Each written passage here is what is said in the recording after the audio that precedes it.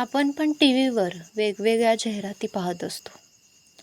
दाताच्या, चेहऱ्याच्या सौंदर्याबद्दल यातल्या बहुतांश जाहिराती बोलत असतात. आपल्याला काहीतरी सांगत असतात. काहीतरी विकत घ्या असं सुचवत असतात. पण त्याला भुलणं कितपत हिताचं आहे, आरोग्यवर्धक आहे, हे आपण लक्षात घेणं अत्यावश्यक असतं. विशेषतः नुसती टूथपेस्ट बदलून कितपत फायदा होईल आणि दात स्वच्छ करण्याची आपली पद्धत सुधारून कितपत फायदा होईल याची तपासणी आपण करायला हवी आणि त्यानुसार योग्य तो बदल करायला हवा. दात, हिरड्या, जीभ, ओठ, दातांच्या आतला पृष्ठभाग आणि घसा याची स्वच्छता फार महत्त्वाची असते. दात आणि हिरड्या यांच्या फटीत अन्नकण राहिले तर त्यावर तेथील जीवाणू परिणाम करू लागतात. पिष्टमय पदार्थाचं विघटन होतं. अन्नात असणाऱ्या स्टार्चचं रूपांतर आधी माल्टोज नंतर ग्लुकोज या रेणूत टायलिन या एन्झाईममुळे होतं.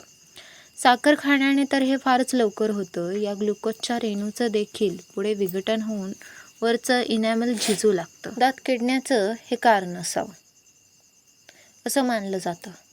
प्रथिनयुक्त पदार्थामध्ये अमायनो ॲसिडच्या विघटनामुळे निर्माण झालेल्या हायड्रोजन सल्फाईडसारख्या वायूमुळे आणि विशिष्ट रेणूमुळे तोंडाला दुर्गंध यायला सुरुवात होते. हिरड्या झिजू लागतात. त्यातून रक्त येऊ लागतं.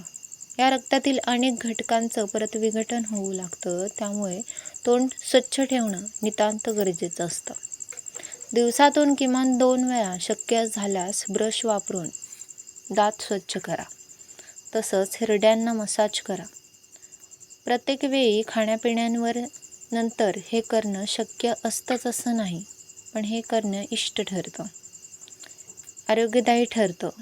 हे आवर्जून लक्षात ठेवणं तितकंच महत्त्वाचं आहे. व्हिडिओला जास्तीत जास्त लाईक करा, जास्तीत जास्त शेअर करा आणि आमच्या चॅनलला सबस्क्राईब करू.